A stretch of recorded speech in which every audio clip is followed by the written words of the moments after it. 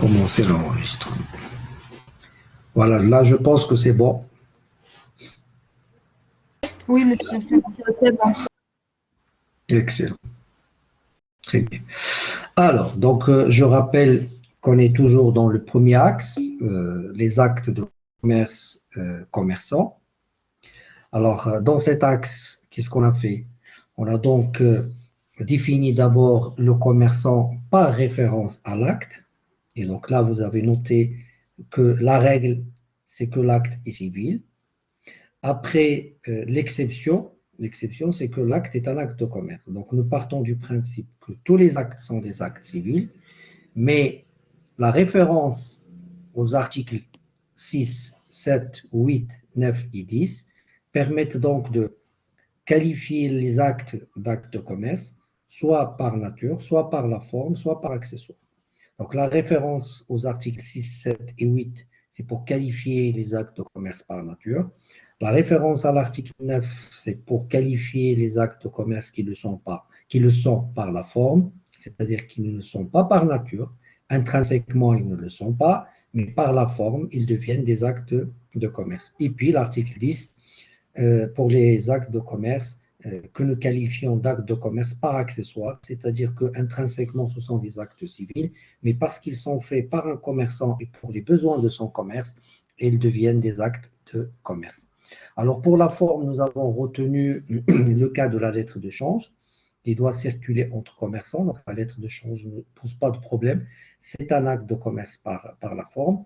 Par contre, pour le billet à ordre, le billet à ordre est considéré comme étant un acte de commerce par la forme si la transaction est commerciale, même s'il est signé par un non-commerçant. Donc, l'idée, c'était de justifier la qualité de commerçant par référence à l'acte lui-même. Et donc, nous avons procédé à une classification 6, 7 et 8 pour les actes de commerce par nature, 9 c'est pour les actes de commerce par la forme et 10 pour les actes de commerce par accessoire. Et donc, c'est l'exercice de ces actes et l'exercice habituel aux professionnels qui permet à la personne d'acquérir la qualité de commerçant. Donc, je pense que ce point, vous l'avez compris, c'est-à-dire que la qualité de commerçant s'acquiert par l'exercice habituel de ces actes de commerce. Alors, pourquoi je vous parle de ça? Ensuite, après avoir procédé à une détermination, puis à une classification des actes de commerce, nous avons enchaîné avec les limites à l'exercice de l'activité commerciale. Et donc, c'est là où nous avons fait la distinction entre les activités qui sont libres et les activités qui ne le sont pas, ou alors ils sont libres, mais par rapport à la personne ne peut pas les exercer, soit en raison de l'incapacité, ou en raison de l'interdiction, ou parce que l'activité est réglementée, ou parce que l'exercice d'une activité commerciale est incompatible avec la personne ou l'activité qui est exercée par cette personne, et enfin la déchéance. Et nous avons entamé les incapacités, et c'est là où on a fait la distinction entre le mineur marocain, le mineur étranger et le majeur incapable. Et je pense qu'on s'est arrêté à ce niveau-là. N'est-ce pas? Oui, monsieur. Voilà. Donc la dernière fois, donc, nous avons fait la distinction en tout cas, vous avez noté qu'il y a des plages hein, en termes d'âge. Jusqu'à 12 ans, l'enfant est considéré comme étant dépourvu du discernement, donc il n'est pas doué du discernement, Oui. par, par référence à l'article 214 du Code de la famille, et qu'à partir de 12 ans, il acquiert, donc il est doué du discernement. En tout cas, pourquoi la référence à cet âge?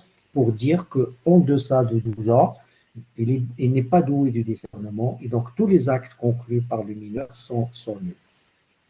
Vous avez également noté qu'à partir de 16 ans, il peut demander une émancipation parce qu'il estime, le tuteur estime que le mineur est est capable aujourd'hui d'exercer des activités commerciales et donc on peut demander au juge d'émanciper le mineur et donc il devient un mineur émancipé parce qu'il va devoir attendre 18 ans pour justement devenir un majeur. Je pense que c'est tout. Voilà, donc c'était un petit rappel par rapport à ce qu'on a vu jusque-là. Je ne sais pas, est-ce que vous avez encore des questions ou est-ce qu'on passe au point suivant? C'est clair, monsieur. Excellent. Alors maintenant, on va passer aux mineurs, mais aux mineurs étrangers, parce qu'il arrive, pour une raison ou pour une autre, qu'un mineur soit étranger et que ce mineur veut exercer une activité commerciale au Maroc. Mais il se trouve que son âge ne le permet pas et donc il fallait prévoir dans le code de commerce marocain certaines dispositions qui régissent ce cas d'espèce. Alors, pour le mineur, il faut noter que le mineur étranger est réputé, c'est-à-dire il est yu'tabar, c'est-à-dire il est considéré un majeur pour exercer le commerce quand il atteint l'âge de 18 ans révolu, même si sa loi nationale prévoit un âge de majorité supérieur à celui qui est édicté par la loi marocaine. Je m'explique. C'est-à-dire que pour un mineur étranger, donc un mineur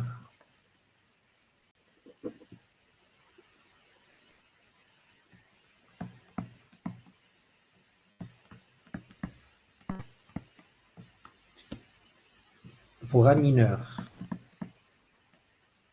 étranger, voilà comment on va raisonner. Donc la loi marocaine, la loi du pays d'origine, loi du pays d'origine. Alors au Maroc, c'est 18 ans. On est d'accord? Allô? Oui. Oui, monsieur. Oui, monsieur, oui. Donc, la conséquence. La conséquence. Quand on fait ce constat, donc je préfère raisonner comme ça, la loi marocaine, elle a retenu 18 ans. Mais si la loi du pays d'origine retient, par exemple, un âge supérieur à 18 ans, alors nous, on va considérer que l'âge de la majorité, c'est 18 ans. Par exemple, dans son pays, l'âge de majorité, c'est 20 ans. Alors nous, on va considérer que ce jeune mineur, même s'il n'est pas encore majeur dans son pays d'origine, il est considéré comme étant majeur dans le contexte marocain. Donc la conséquence, c'est de retenir 18 ans. Mais si l'âge est inférieur à 18 ans, c'est-à-dire si la loi du pays d'origine prévoit une majorité, par exemple, à 17 ans. Vous me suivez? Oui, monsieur, oui. Oui, monsieur. Alors là, il va devoir demander une autorisation du juge pour exercer l'activité commerciale. Donc, nous, on retient 18, mais quand est-ce qu'on retient 18? Quand l'âge de son pays, l'âge de la majorité est retenu est supérieur à 18 ans. Donc, nous, on considère qu'à partir du moment où il a atteint 18 ans grégorien révolu, donc on considère qu'il est majeur. Mais si dans son pays d'origine, l'âge de la majorité est inférieur à 18 ans, eh bien, on va considérer qu'il n'est pas encore mineur et qu'il doit demander une autorisation du juge. C'est bon? Oui, monsieur. Oui, monsieur. Voilà. Donc, vous avez devoir pour le mineur étranger, donc pour le mineur marocain, vous allez retenir 12, 16 et 18. Et pour le mineur étranger, vous allez retenir 18. Ça veut dire si la loi nationale on retient un âge supérieur à 18, nous, on retient 18. Si l'âge de majorité est inférieur à 18, il faut qu'il demande une autorisation au président du tribunal. C'est bon? Oui, monsieur. Oui, monsieur. Très bien. Alors, pour les incapables majeurs, alors notez qu'on va retenir deux cas, le cas du prodigue et le cas du faible d'esprit. Donc, le prodigue, باللغة العربية, il y a السفيه, mais pas السفيه au sens péjoratif que nous utilisons. C'est pas dans ce sens-là. Safih, c'est-à-dire c'est quelqu'un qui n'est pas capable d'engager. Inconscient. Inconscient. En tout cas, بلغة القرآن فإن كان سفيها au sens, c'est-à-dire il ne peut pas engager sa signature. Il ne peut pas engager sa signature parce que nous estimons qu'il est en train de dilapider, يعني dilapider هنا au sens يسرف سمعتوني إسراف. Allô? Oui, monsieur, on vous entend. Monsieur, on vous entend toujours. Très bien. C'est-à-dire que c'est celui qui dilapide, tout le sens de dilapider. Dilapider, ou qui donc, il dilapide ses biens par des dépenses sans utilité ou considérées comme futiles, futiles par les personnes raisonnables d'une manière qui porte préjudice à lui-même ou à sa famille. Donc, le prodigue ou le safir, roi shars, الذي يسرف, donc il dépense, mais les dépenses, ils sont considérés sans utilité, ou là, ils sont considérés comme futiles par des personnes que nous considérons comme étant des personnes raisonnables. بمعنى بحال كيبدا يفقد العقل ديالو لانه كيبدا يصرف وهذاك الاسراف ديالو ou les dépenses qu'il engage ne sont pas considérées comme étant utiles ni pour lui ni pour sa famille. مزيان؟ Oui, monsieur. Oui, monsieur, c'est clair. Monsieur? Oui. Monsieur, mais s'il est le propriétaire de ses propres biens, qui peut l'interdire de ne pas faire ces transactions? Oui, voilà, justement, c'est ça le problème. Le problème, c'est de dire à partir de quel moment on est plus dans la générosité et on est dans la dilapidation. C'est-à-dire que quelqu'un, où il veut justement dépenser son argent. Et donc, c'est pour ça que les intéressés, ou les intéressés sont généralement des membres de la famille, donc ce sont finalement ses héritiers. Et donc, ce sont eux qui peuvent demander au président du tribunal de le placer sous tutelle. Bien évidemment, le tribunal ne va pas prendre argent comptant, ce que racontent les héritiers, donc il va vérifier, n'est-ce pas, leur propos. Et si le tribunal est convaincu qu'effectivement on est dans des dépenses qui ne sont pas utiles, bon, حنا كنهضروا دابا خذوا مثال ديال واحد اللي فين ما مشى لشي مدينه كيبني جامع. هذا ما يمكنش تقول له علاش كتبني الجامع باسكو انت كتخسر الفلوس ديالك des choses qui ne sont pas utiles, même si peut-être dans la famille vous avez des membres qui vont estimer que construire une mosquée c'est une dépense inutile et que c'est une dépense futile. Mais prenez le cas de quelqu'un qui entre dans une agence bancaire, qui fait un retrait de 500 000 dirhams ou 1 million de dirhams, ويخرج للزنقة ويدير له حفيرة. فهمتوني؟ Oui, Oui, monsieur. monsieur, oui. Donc effectivement, vous avez raison. On ne sait pas à quel moment on est dans des dépenses qui sont utiles ou être dans des dépenses qui sont inutiles. Donc c'est pour ça qu'on ne va pas les juger d'office, c'est-à-dire il faut passer par un tribunal. Et donc c'est celui qui a intérêt à le placer sous tutelle et donc le considérer comme étant un prodigue, de justifier qu'effectivement les dépenses sont des dépenses sans utilité ou bien ce sont des dépenses utiles. Donc finalement, c'est un tribunal qui va prononcer sa prodigalité. Monsieur, mais c'est un petit peu illogique. C'est illogique d'aller au tribunal pour interdire une personne de dépenser sa propre monnaie. Là, c'est illogique dans l'absolu. Dans l'absolu, c'était illogique. Mais c'est au cas par cas.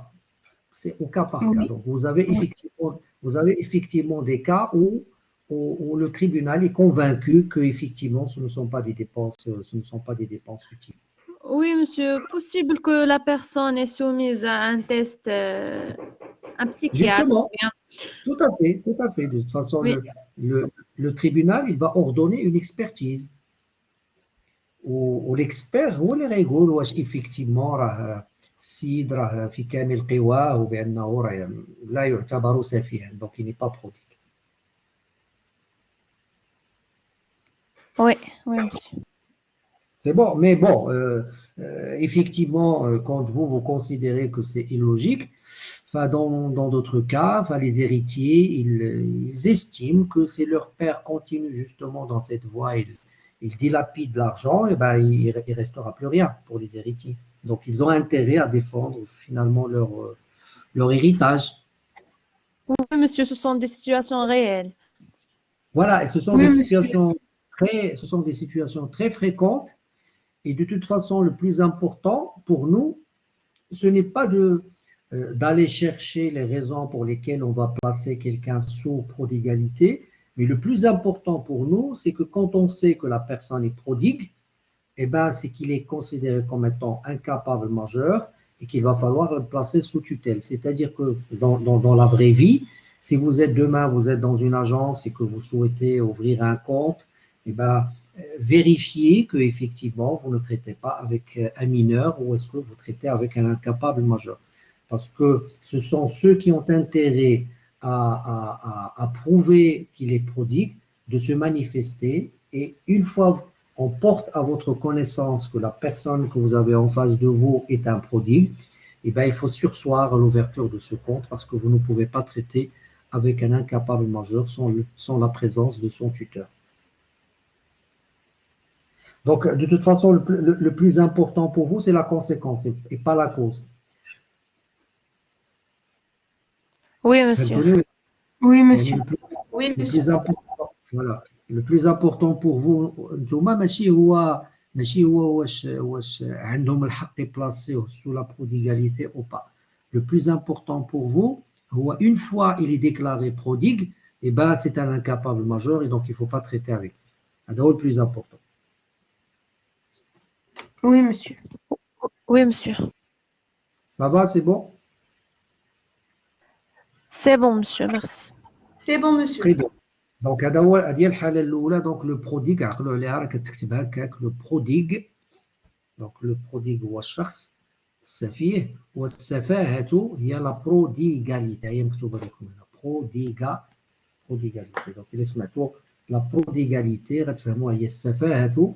وما هي السفاهة؟ هي أنه la personne il est considéré à la demande des intéressés, il est considéré par un tribunal comme étant une personne qu'on doit placer, pour la protéger, qu'on doit placer sous tutelle. Ça va, Mziane? Oui, monsieur. Oui, monsieur, c'est bon. Alors, le deuxième cas, c'est ce que nous appelons le faible d'esprit. Donc, le faible d'esprit, donc c'est celui qui est atteint d'un handicap mental et donc l'empêchant de maîtriser sa pensée et ses actes. Donc, de toute façon, l'handicap mental, il peut toucher généralement toutes les générations. Hein. Donc, il n'y a pas de jeunes ou d'âgés ou de plus âgés ou de moins âgés. Donc, on peut croiser dans la vie un faible d'esprit qui est encore jeune, donc on peut déclarer comme un incapable majeur. Mais la prodigalité, c'est généralement les cas des personnes suffisamment, enfin dans l'âge est suffisamment avancé, et donc ils commencent à perdre leur qualité, et donc ils ne sont plus dans le discernement, et donc c'est pour ça que très souvent les héritiers ils les placent sous tutelle. De toute façon, في المجتمع المغربي حنا كنستعملوا واحد لو تيرم ربما كتعرفوه اكثر من لا بروديغاليتي وكنقولوا راه حجروا عليه. سمعتوني؟ Oui, monsieur. هذا هو لو تيرم اللي كيتستعمل في المغرب كيقولوا راه ولادو ولا العائله ديالو ولا مراته ولا تو انتريسي راه حجروا عليه ودونك هاد حجروا عليه هي هاد لو بلاسي sous une prodigalité, enfin le placer sous une tutelle parce qu'il est prodigue. Voilà.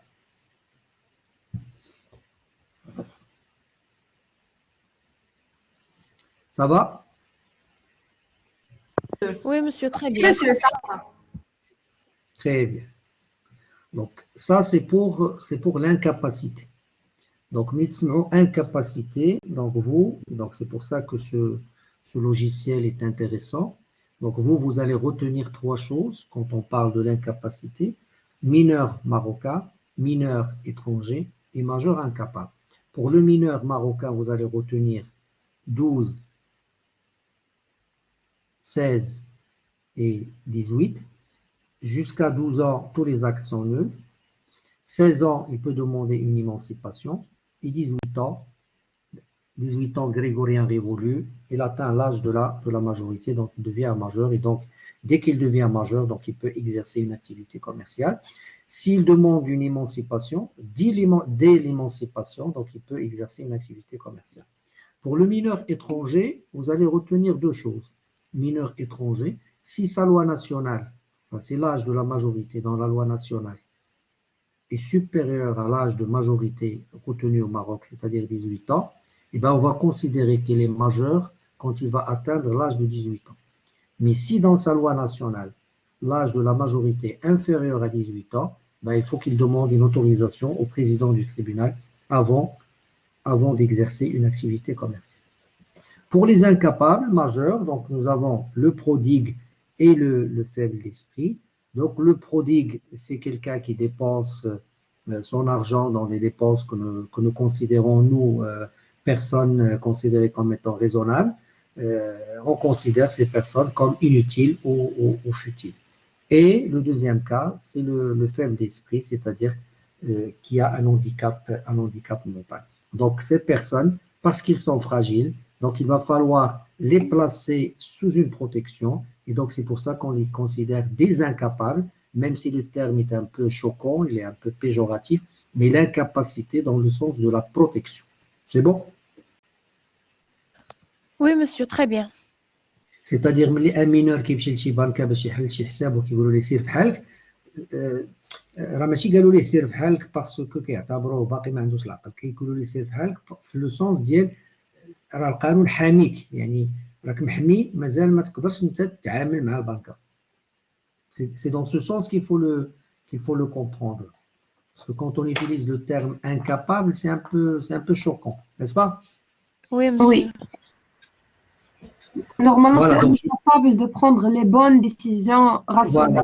Voilà. Tout à fait. C'est-à-dire que l'esprit de la loi, c'est le placer sous une protection. Et pas vraiment l'incapacité. C'est-à-dire qu'il ne faut pas zoomer sur l'incapacité, il faut plutôt zoomer sur la protection. On veut le protéger. Oui. Voilà. Ça va, Mziane? Oui, monsieur, très bien. Oui, monsieur, c'est bien. Très bien. Donc, toujours dans les limites à l'exercice du commerce. Donc là, on va passer à l'interdiction. Alors, dans l'interdiction, qu'est-ce qu'on doit retenir? On va retenir l'interdiction soit parce que l'activité il est contraire à l'ordre public, soit c'est une interdiction parce que cette activité est fait l'objet d'un monopole de l'État, c'est-à-dire seul l'État peut opérer dans ce secteur d'activité et donc il n'est pas ouvert à monsieur tout le monde. Donc l'activité contraire à l'ordre public, donc vous me voyez venir, par exemple, je ne peux pas ouvrir un commerce pour vendre des stupéfiants. ما يمكنش لي نحل واحد المحل ونقول انا غنبدا نبيع ونشري في لا دروغ. سمعتوني؟ Oui, monsieur. Oui, monsieur.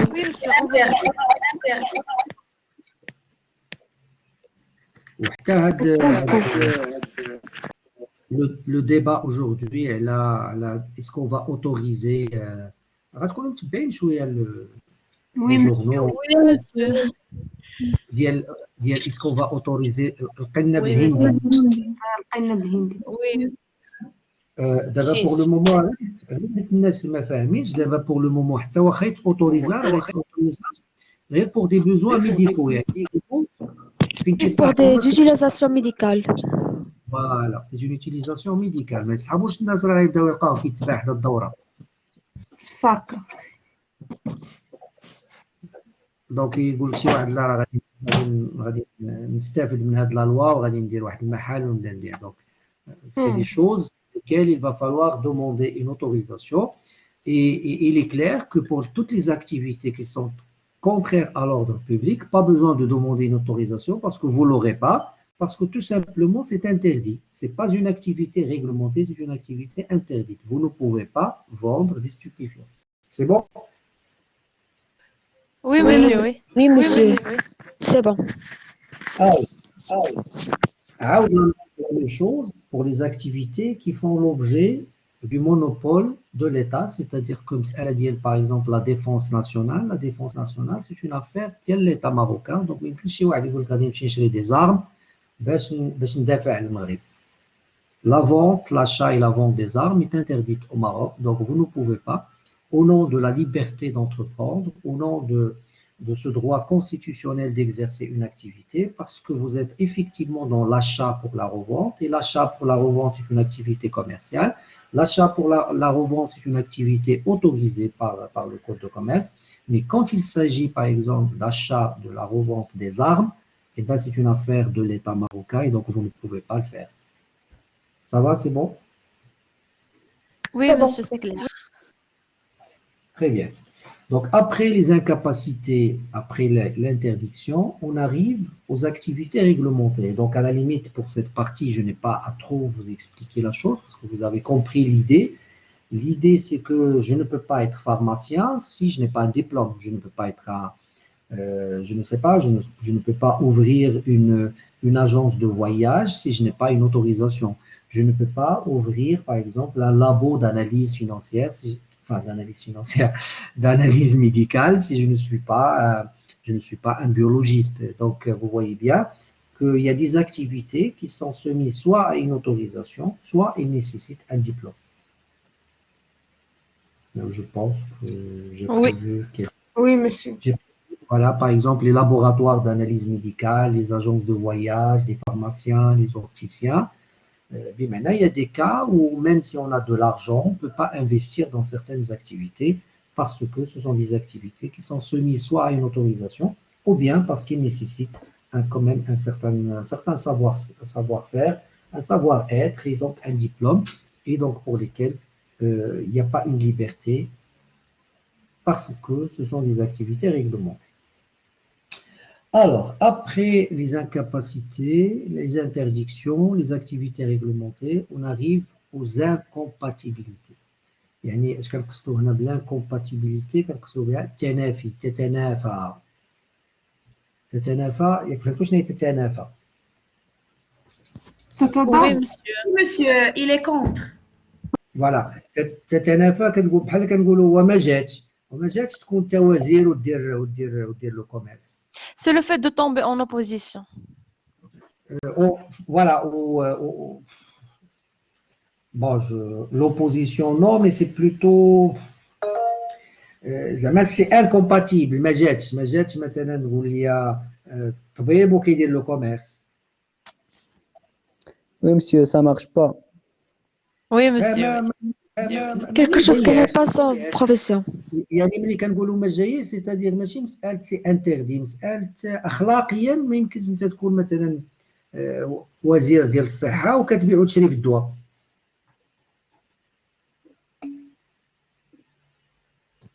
Oui, monsieur. Oui.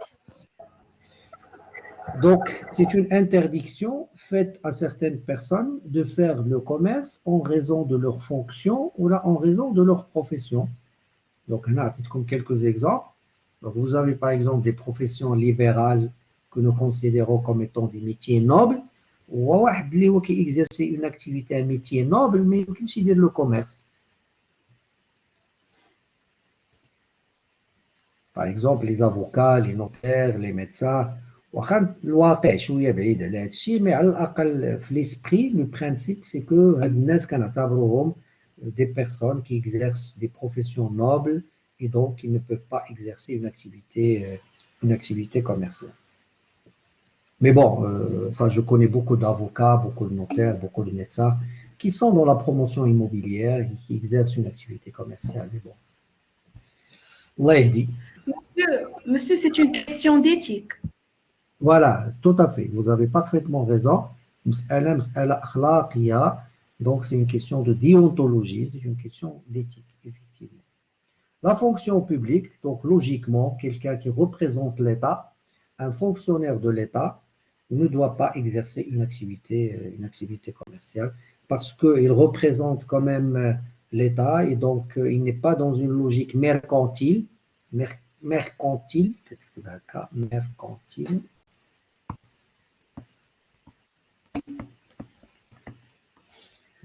Donc on n'est pas dans un esprit mercantile et donc il y a une incompatibilité entre exercer une fonction publique et exercer une activité commerciale. Voilà, donc je ne sais pas, j'entends quand même qu'il y a des clics un peu partout, donc je ne sais pas, est-ce que ce sont des questions parce que diplôme, on l'a entendu ici. Oui, bon, ça me dérange pas, mais حاولوا تبداو تكتبوا شوية بالفرنسية واخا تغلطوا, c'est pas grave. Activité réglementée, soumise à autorisation nécessitant un diplôme.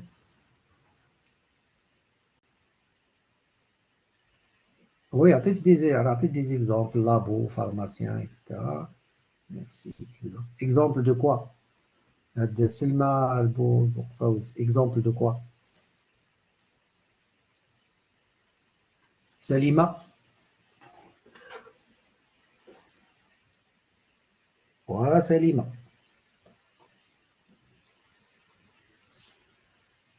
ياك ما مشات تنعس.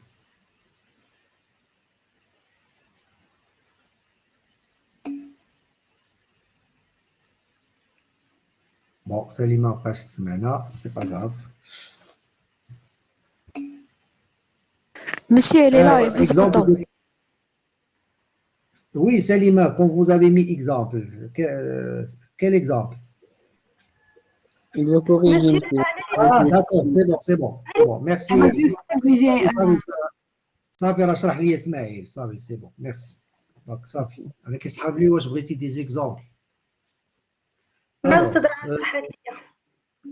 là c'est bon, صافي فهمت. Alors là, la déchéance, comment vous expliquer la déchéance? La déchéance est une décision judiciaire rendant la personne inapte à exercer une activité commerciale. Alors, regardez comme un exemple. Je suis gérant d'une société à responsabilité limitée, مثلا.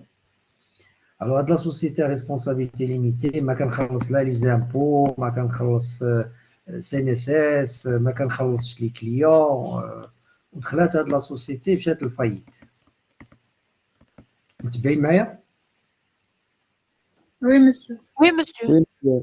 Oui, monsieur. دونك حتى حاجه ما كنديرها مقاده, دونك بقات لا سوسيتي غادا للهاويه, دونك aujourd'hui il est en faillite.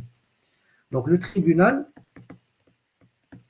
quand il va constater que l'entreprise est aujourd'hui en liquidation judiciaire, غادي يقول لي السي غالي شنو هاد الخدمه هادي اللي درتي نتايا دابا بقيتي كتجاري في هاد لا سوسيتي توصلتيها لهاد الحاله, اذا انت responsable. Donc vous êtes responsable de cette situation. إذا أنت السي غالب عندك 5 سنين ما بقاش عندك الحق تإكزيرسي اون اكتيفيتي كوميرسيال. هاد لا ديسيزيون هادي اللي كتانتردي ليا بوندون واحد لو لابس دو طون ديكزيرسي اون اكتيفيتي كوميرسيال كتسمى لا ديشيونس. سيتادير هاد لا ديشيونس بحال ما كنبقاش لست أهلا لأن أمارس التجارة, دونك ما كنبقاش عندي une certaine légitimité pour exercer une activité commerciale. Donc la sanction prononcée par le tribunal à l'encontre du gérant, on l'appelle une déchéance. Vous savez, فهمتوها؟ Oui, monsieur. Oui, monsieur, c'est clair. Oui, monsieur. Très bien. مزيان اليوم, مشينا مزيان اليوم. الحمد لله. Oui, monsieur. Oui, Oui, monsieur. Grâce à vous, monsieur. Grâce à vous. لا Merci, grâce monsieur, pour votre effort. تنتوما معاونيني بما انكم كتفهموا رابيدمون, طون ميو. Monsieur, c'est grâce à votre explication. رياض ايوا مزيان, الا كنتو ناشطين مزيان, حتى انا ناشط. Oui, monsieur, merci. Oui, Oui, monsieur. monsieur, merci. Très bien.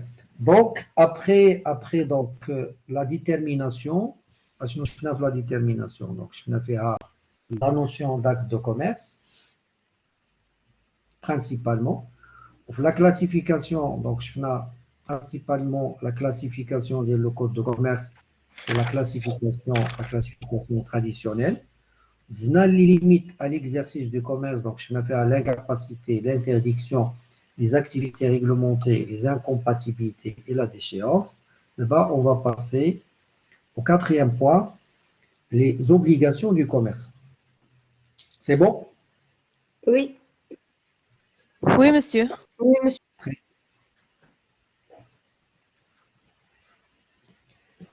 Mais donc, quand on parle des obligations du commerçant, bien évidemment, il y a plusieurs obligations, mais ce qui nous intéresse dans notre cours, c'est-à-dire par rapport au code, aux dispositions du code de commerce, il faut retenir trois obligations. L'obligation de s'immatriculer au registre de commerce, c'est-à-dire qu'un commerçant, il doit s'immatriculer au registre de commerce. Le registre de commerce. La deuxième obligation, et ça, cette obligation, elle vous concerne tout particulièrement parce que vous êtes des futurs gérants, enfin, gérants au sens gestion et des futurs économistes. Donc, la question de la tenue d'une comptabilité. La tenue d'une comptabilité est une obligation qui incombe aux commerçants.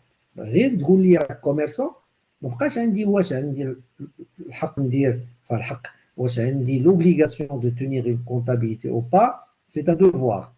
Dès que l'acte que vous exercez est un acte de commerce, et en plus vous l'exercez à titre habituel, vous devenez commerçant. Et parce que vous êtes commerçant, il ne faut pas réfléchir. Vous avez trois obligations, l'immatriculation au registre de commerce, la tenue d'une comptabilité et l'ouverture d'un compte bancaire. Ça va, c'est bon? Oui, monsieur, très bien. Oui, C'est bon, oui. monsieur, c'est Très bien. Alors, si on a le registre de commerce, c'est quoi le registre de commerce? Le registre de commerce, c'est un support destiné à faire connaître l'existence et les caractéristiques des commerçants et des entreprises commerciales. Sur ce registre sont portées les inscriptions de constitution, les matriculations, de modification ou de radiation que nous appelons les inscriptions modificatives. C'est-à-dire, un commerçant doit aller demander au tribunal une inscription au registre de commerce. Donc, un registre de commerce, traditionnellement 15 sous format papier. Bon, de plus en plus aujourd'hui, on est en train de digitaliser, donc ça va être après.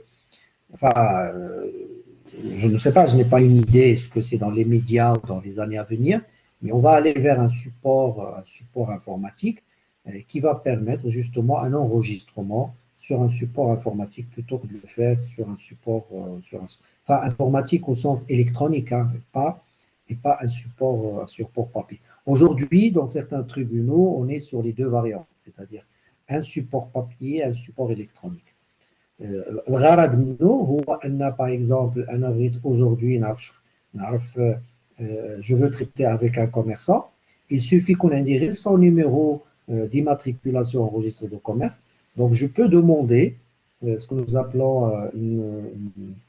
enfin pour les entreprises ce que nous appelons le modèle 7, enfin, certains ils l'appellent encore le modèle J, modèle J.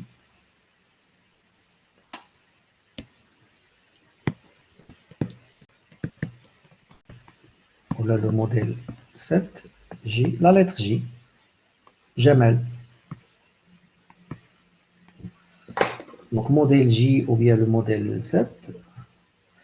Et donc, ce document, il permet d'avoir un certain nombre d'informations sur l'activité, sur la date de l'immatriculation, sur la durée, et s'il s'agit d'une société, le capital social, le siège social, le représentant légal de la société, sa date de naissance, le numéro de la carte nationale. Donc finalement, c'est un certain nombre d'informations que je peux, en tant que partie prenante, que je peux utiliser, que je peux exploiter avant de traiter avec cette personne. Admettons que je sois par exemple une banque, pour ouvrir un compte, ben, je vais devoir demander au client son immatriculation en registre de commerce. Et donc, à partir de ce document, je peux prendre la décision, par exemple, de ne pas ouvrir ce compte si j'estime que c'est un client qui n'est pas correct parce qu'il y a beaucoup d'inscriptions, de saisies, etc. Et donc, je peux surseoir ou je peux même décliner cette demande d'ouverture de compte. Alors, nous avons un registre local par tribunal de commerce et nous avons un registre central, et donc un registre central qui récapitule l'ensemble des inscriptions au Maroc. Donc, le registre local, il est tenu par le secrétariat greffe, باللغة العربية secrétariat greffe, هي كتابة الضبط. اللي كتمشيو لشي tribunal كتلقاو كتابة الضبط هي secrétariat greffe du tribunal du lieu où se situe l'établissement principal du commerçant ou bien le siège de la société sur demande écrite adressée par le commerçant intéressé. Ada, c'est pour le registre local. Donc, tout le Mdina fait un registre local. Ok, le registre central, il est tenu par l'Office marocain de la propriété industrielle et commerciale. Il est غادي البوسكوره راه جا حدا ليسكاو الا كتعرفوا ليسكاو دونك لا فاك وتزيدوا طالعين البوسكوره هاد لومبيك راه كاين اكوتي دو لانستيتو الا كتعرفوا لانستيتو ليسكاو الو راه فين مشيتوا Oui, monsieur. صافي غير باش تعرفوا فين جا ملي كنقول لو registre local على le tribunal donc c'est un tribunal donc كتابة الضبط. Et quand je dis le registre central, il est tenu par l'OPIC, donc l'Office marocain de la propriété industrielle et commerciale. Alors ce registre, il est tenu sur la base d'un exemplaire d'inscription transmis dans la première semaine de chaque mois par le secrétariat greffe de chaque tribunal compétent. Donc, je mets les inscriptions auxquelles s'effectuent une fois par mois, la première semaine, d'avoir une mise à jour au niveau central. Voilà pour l'immatriculation au registre de commerce.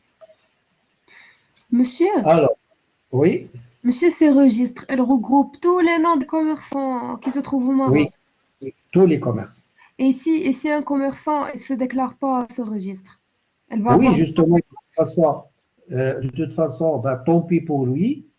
Tant qu'il n'y a pas de problème, donc il va profiter de son silence. Mais quand il y aura, par exemple, un conflit ou un contentieux qui va l'opposer à une partie, ben, il risque gros, déjà parce que il ne s'est pas immatriculé au registre de commerce. Et il est clair que ce n'est pas parce qu'il ne s'est pas immatriculé au registre de commerce qu'il n'a pas la qualité de commerçant. C'est-à-dire, on va traiter l'affaire comme s'il s'est immatriculé au registre de commerce. Oui, monsieur, je comprends. Mais il est clair qu'il a failli à une obligation. C'est-à-dire, mais si parce qu'il ne s'est pas immatriculé au registre de commerce qu'on ne va pas le considérer comme étant un commerçant.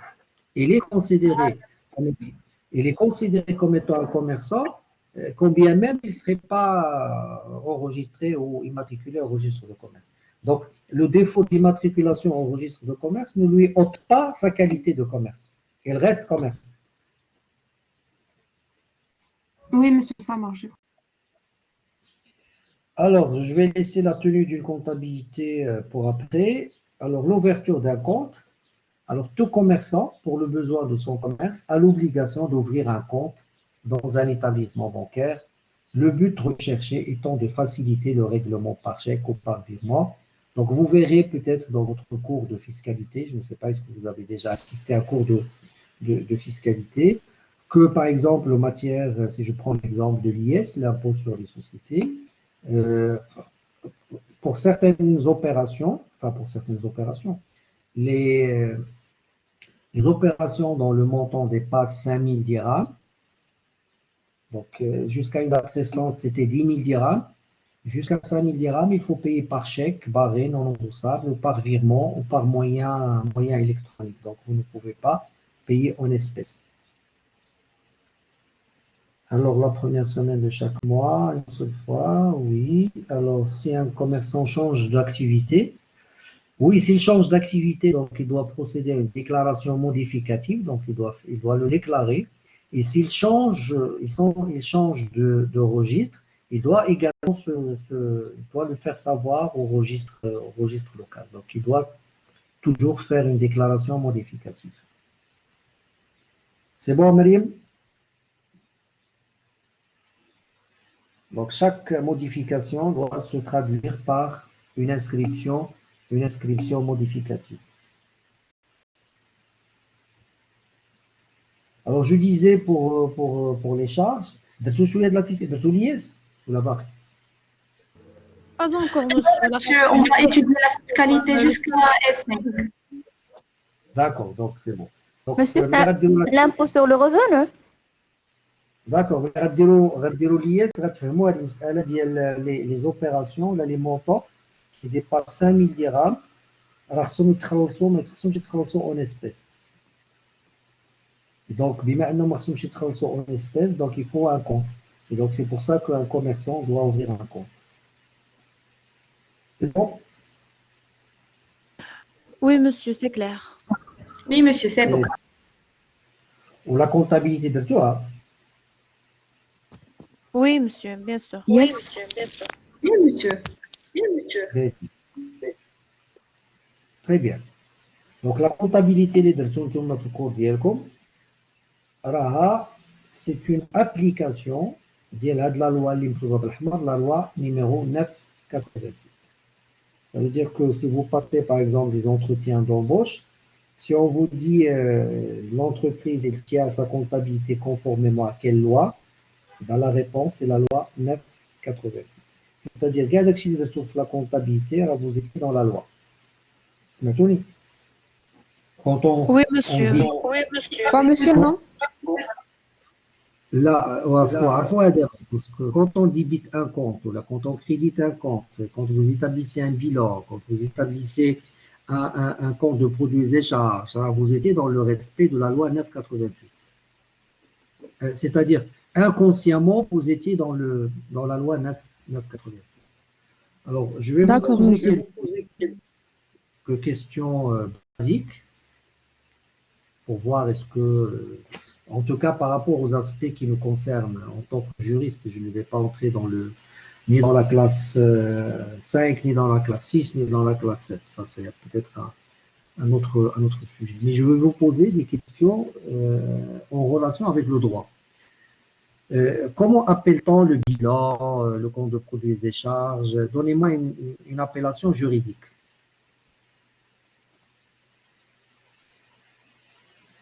Comment appelle-t-on ces documents? Répétez, monsieur, s'il vous plaît, la question. La question, c'est très bien. Donc, Myriam, il a répondu. Myriam, Asma, très bien. Ce sont les états excellents. Donc, les états de synthèse. Les états de synthèse. Oui, monsieur.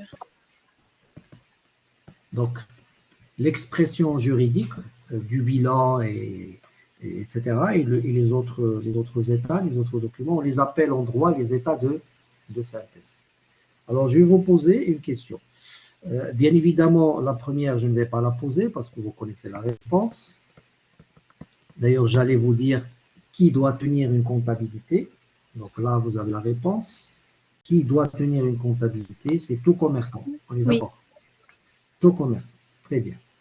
Alors, je vais vous poser une autre question. Est-ce que tous les commerçants doivent présenter les états de synthèse de la même manière? Non, monsieur, selon l'activité de l'entreprise ou bien de... D'accord. Alors, ok, je vais retenir quand même 3 pièces. D'accord. Alors, dites-moi, quand on présente les états de synthèse, quand on tient notre comptabilité, il faut savoir que nous avons plusieurs modèles. Est-ce que vous avez une idée sur ces modèles?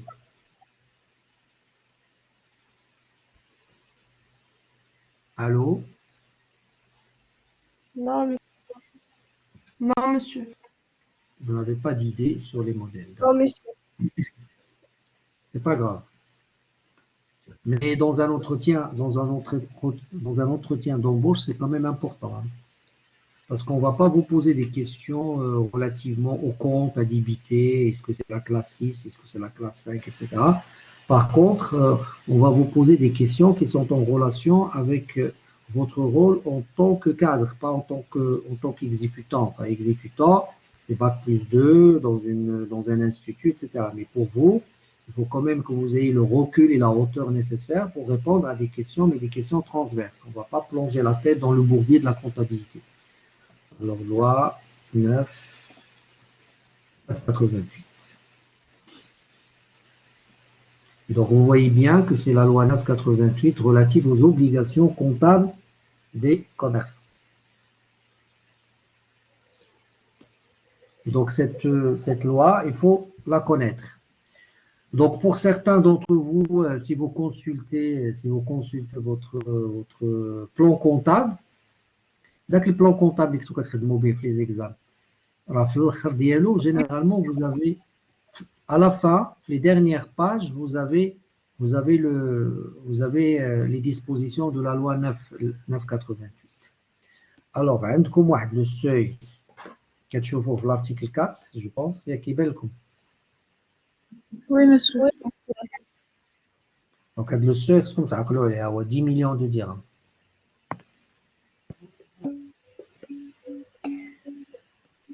Où, monsieur, dans le plan comptable?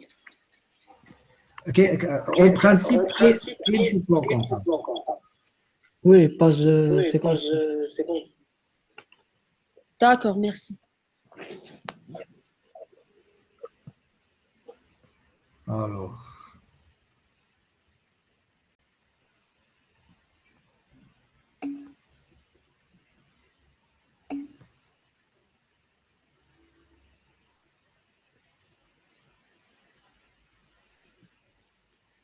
voilà. Parlons de l'article 21. Article 21. Les personnes. Dispense accordée aux entreprises? Voilà, les personnes assujetties à la présente loi, dont le chiffre d'affaires annuel est inférieur ou égal à 10 millions de dirhams, sont dispensées de l'établissement de l'état des soldes de gestion, du tableau de financement et de l'état des informations complémentaires. Allô? Oui, monsieur, on entend. Oui, monsieur, on vous entend. Très bien. Très bien. Donc, nous avons le modèle normal. Nous avons le modèle simplifié. شنو الفرق ما بين le modèle normal et le modèle simplifié? Le modèle normal, je le fait les entreprises dont le chiffre d'affaires dépasse 10 millions de dirhams. Ou le modèle simplifié fait les entreprises, enfin quand je dis entreprise, entreprise au sens économique. C'est maintenant. Oui, monsieur. Oui, monsieur. Très bien. Donc chiffre d'affaires inférieur ou égal à 10 millions de dirhams.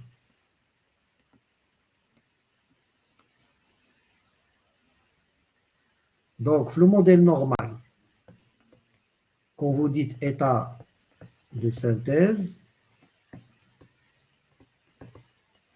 il y a d'état de synthèse. Il y a le bilan. Zid, je vous écoute. Le CPC. Le CPC. Le Le compte. journal. Oui. عاود قولوا لي شنو هو؟ Le grand livre. Le journal. La balance. L'état de solde de gestion, le SG.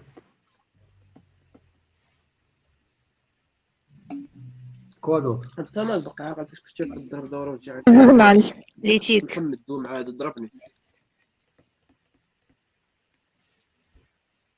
هنينا ولا راه غيضربك الله؟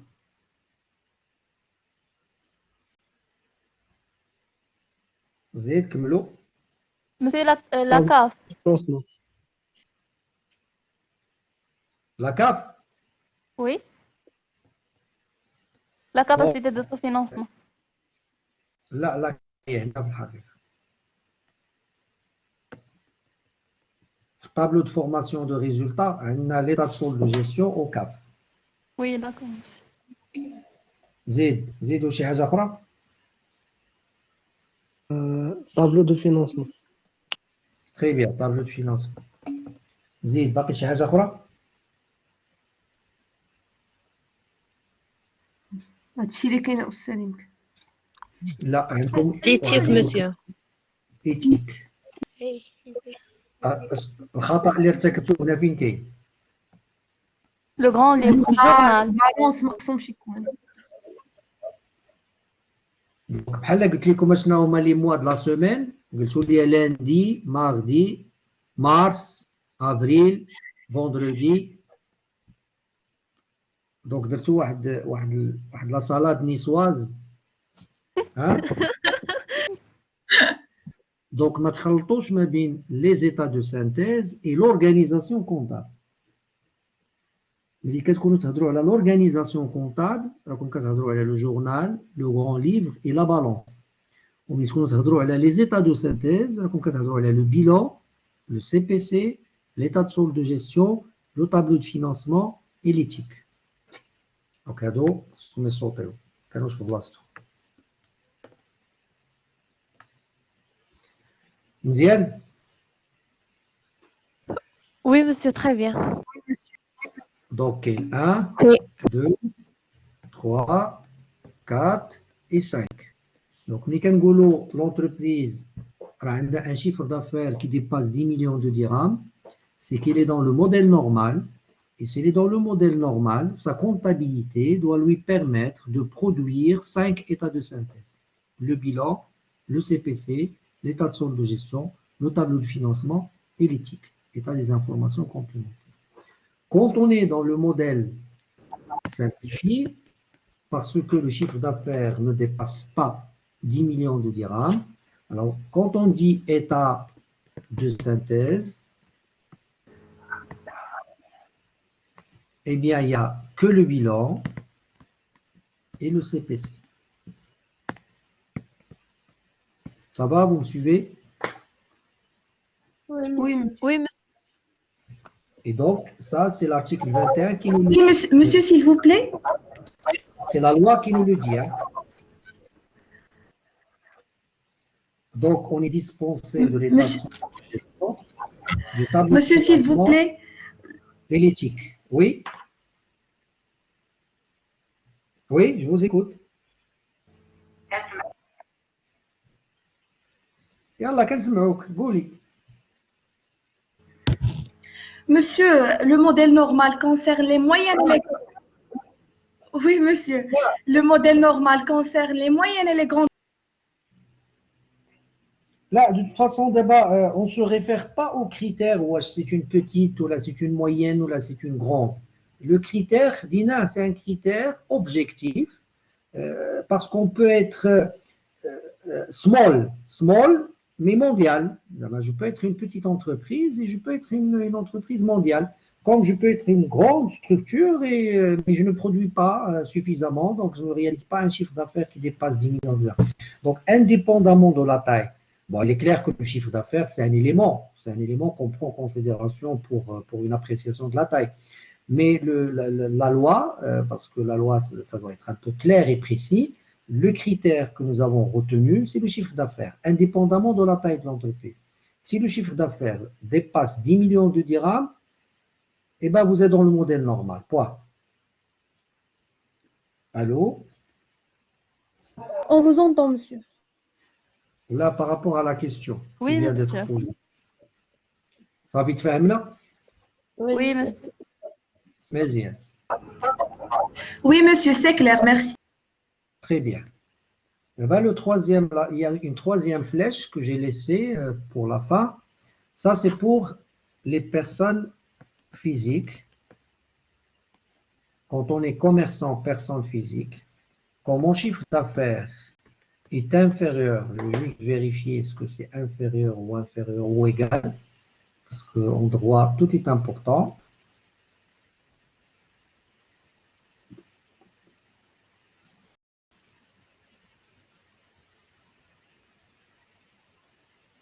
Je vous mets 2 millions de dirhams, 2 millions de dirhams, vous m'arrêtez.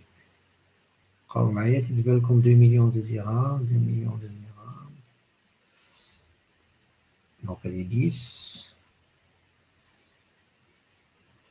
C'est le premier article, monsieur. Le premier article. Hein? Monsieur. C'est le Le premier premier article. article. Le premier? Oui, c'est ça. Voilà. Toutefois, les personnes physiques dont le chiffre d'affaires annuel n'excède pas, donc inférieur à, n'excède pas 2 millions de dirhams, à l'exception des agents d'assurance. Donc, les agents d'assurance, 2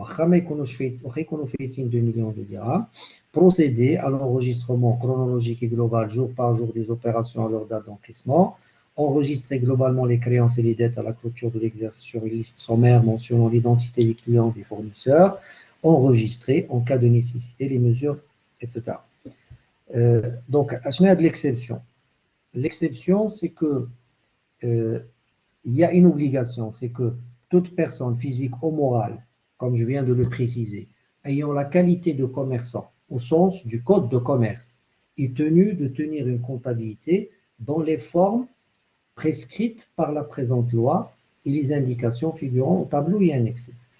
Au JAO, au GALO, il y a une exception. Donc l'exception, c'est pour les personnes physiques, le chiffre d'affaires d'Yelom est inférieur à 2 millions de dirhams. Donc, quand on est personne physique, donc c'est le premier élément à noter. Quand je suis personne physique et quand mon chiffre d'affaires est inférieur à 2 millions de dirhams, eh bien, je ne suis ni dans le modèle normal, ni dans le modèle simplifié. J'ai mon propre modèle. Bon, je ne sais pas comment le qualifier, mais je suis dans un modèle où je vais raisonner par rapport à un registre.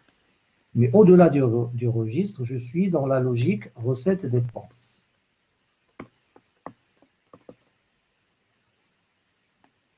Recette-dépense. Parce que là,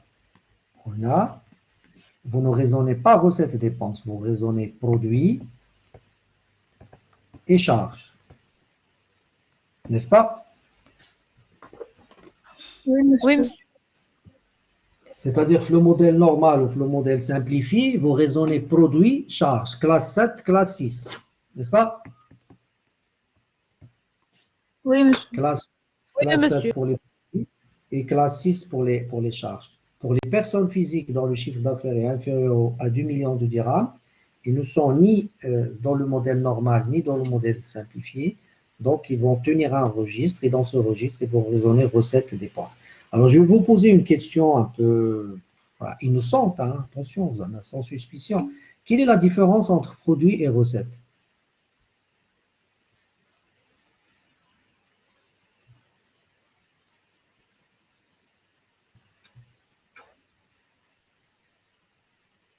Alors, Myriam me dit, entre produit et recette. Myriam me dit un exemple, s'il vous plaît. Un exemple de quoi? Et puis, Wahiba me dit, j'ai pas compris. Qu'est-ce que vous n'avez pas compris?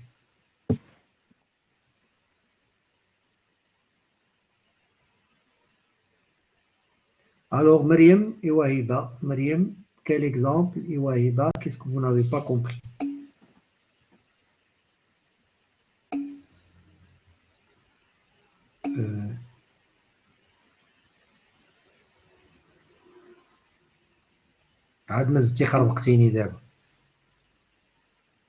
Oui, un exemple de personne physique.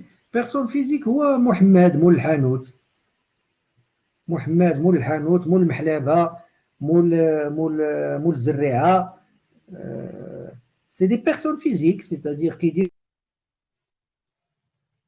chiffre d'affaires ديالو ما غيفوتش 2 millions de dirhams, علاش غادي يمشي يدير comptabilité ويدير bilan ويدير CPC ويدير état de solde de gestion. القانون مسهل عليه الامور، قال له دير ان ريجستر دير فيه دخل خرج. الو On vous entend, monsieur. صافي تفاهمنا ولا ما تفاهمناش؟ Oui, monsieur, c'est clair. فوالا محمد ما عندوش الصليب. بالنسبه لي موديل سيتادير كو في لا كونتابيليتي الا مشيتو دابا الا مشيتو البلان كونطابل ديالكم راه غتلقاو كاين دو موديل، واحد سمينو موديل نورمال وواحد مسمينو لو موديل موديل سامبليفي. غير حنا اون طونك جوريست كنريزونيو ايتا دو سانتيز بارابور او موديل. ملي كتقول لي راه عندي غير لو بيلون اي لو سي بي سي، كنشوف الشيفر دافير ديالك. الا كان الشيفر دافير ديالك ديباس 10 مليون دو درهم، انا بالنسبه لي كرجل قانون خصني نعتبرك اون انتربريز qui doit présenter ses états de synthèse conformément au modèle normal. Donc, un ami de Goulia état de synthèse, je ne dois pas réfléchir. Au le modèle simplifié, ce que Goulia le modèle simplifié, on a le bilan et le CPC. Donc, c'est ça le plus important pour moi en tant que juriste. Está claro? Claro. Oui, monsieur, oui, clair. Claro. كلارو كلارو كلارو كلارو كلارو. فين خليناها دونك نتوما ملي كتهضروا على كوميرسون خص يبانوا لكم هاد الثلاثه كونطابلومون بارابور على لوا 988 ملي تقولوا كوميرسون راه يدوا تونير اون كونطابيليتي خص يبانوا لكم ثلاثه د الحالات. Soit il est dans le modèle normal parce que son chiffre d'affaires dépasse 10 millions de dirhams, soit il est dans le modèle simplifié parce que son chiffre d'affaires ne dépasse pas 10 millions de dirhams, soit c'est une personne physique et le chiffre d'affaires ne dépasse pas 2 millions de dirhams. Et donc en fonction des cas, vous avez dans le premier cas 5 états de synthèse, le bilan, le CPC, l'état de solde de gestion, le tableau de financement et l'éthique. Dans le deuxième cas, vous avez 2 états de synthèse, bilan et CPC. Et dans le troisième cas, vous n'avez ni bilan ni CPC, vous avez un registre. Un registre peut-être fait recettes et dépenses. Monsieur, Oui, la différence entre produit et recette. Oui, monsieur. Monsieur, les produits qui les entreprises au sens économique. Là, produit machine au sens product. Les produits. C'est pas produit. Monsieur, je peux répondre? Les produits, c'est... Monsieur, je peux répondre? Oui. Oui. Les produits, ce sont un produit d'une opération. On dit un produit d'une opération, c'est-à-dire le revient d'une opération. Par contre, les recettes, ce sont l'ensemble des produits des opérations. Monsieur, c'est toute opération rendre à l'entreprise un bénéfice. لا داكور. ملي كنقولوا عند ان كوميرسون محمد ولا عند فارماسي ملي كنقولوا الروسيطه، شنو هي الروسيطه؟ ولا مول القهوه كنقولوا الروسيطه. C'est le montant total des entrées d'argent aux entrées. Monsieur. وي. داكشي اللي كيدخل في النهار. صافي مزيان تري بيان. الروسيطه هي البرودوي داكشي اللي كيدخل في ليكزيرسيس كامل في كنبقاو نحسبوا علاش غير بلاتي. دابا محمد ملي كيحول المجر كيلقى الروسيطه. دونك هو كيهضر روسيت ديبونس. داكور. علاش لونتربريز ما كتريزونيش روسيت ديبونس كتريزوني برودوي شارج. Sachant que la recette ديال الفارماسيان راه هي son produit. Oui. Ou la recette ديال محمد راه هي son produit, c'est un produit باع ودخل الفلوس. Un produit, c'est-à-dire le revient d'une opération de vente. اييه كيما محمد تا هو ملي كيبيع شوكولاطه كيدخل الصرف. Monsieur, درت الفون داني.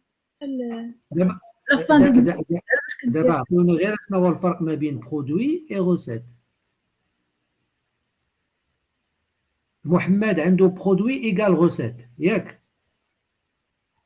Oui, ومحمد عنده dépense égale charge. ما عندوش une différence ما بين la recette et le produit وما عنده aucune différence ما بين dépense et charge.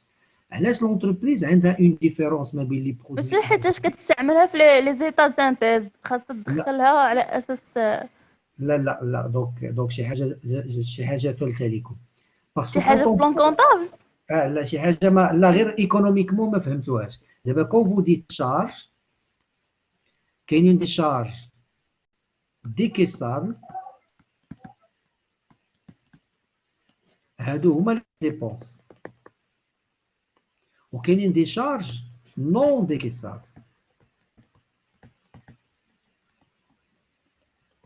دونك الفرق ما بين une dépense et une charge, c'est qu'une charge n'est pas tout le temps une charge décaissable. Il se peut que dans l'entreprise, qu'il y ait des charges non décaissables, c'est-à-dire qu'elles sont comptabilisées au cas charge, mais on ne les décaisse pas.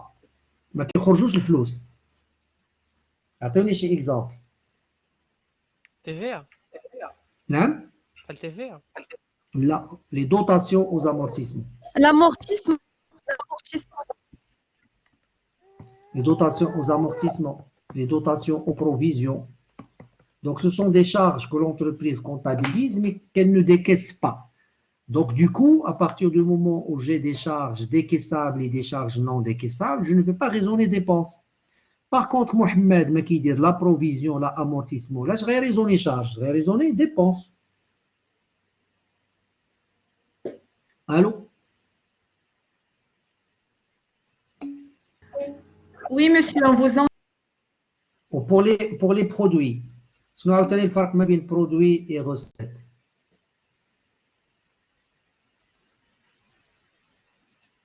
شنو الفرق؟ Monsieur, est-ce que produit, c'est le chiffre d'affaires de l'entreprise? Oui, produit. هذا البرودوي تا هو فيه برودوي انكيسابل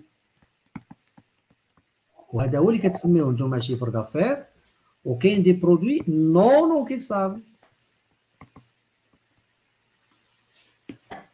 C'est-à-dire que je n'encaisse pas. Je n'encaisse ni dans un mois ni dans un siècle parce que par nature, il est non encaissable. Attendez, chez exemple. les provisions. Les reprises. Sur Les reprises, oui. Une reprise qui est comptabilisée à la classe 7. Donc, c'est un produit, mais c'est un produit que je n'encaisse pas. Et Allah, baraka alaikum اليوم. Oui, merci. Merci beaucoup, monsieur. Avec plaisir. Merci.